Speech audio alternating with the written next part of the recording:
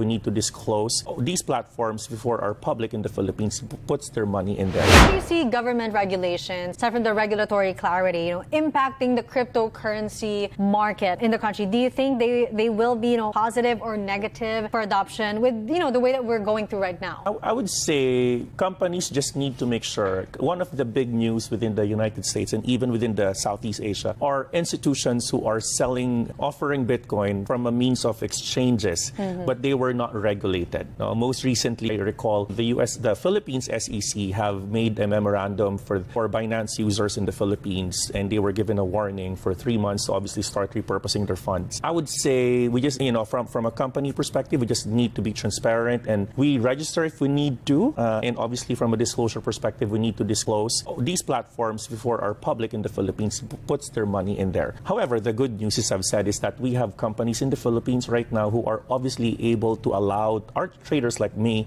and my community to be able to trade their Bitcoin like Coins PH, Gcash, and PDAX.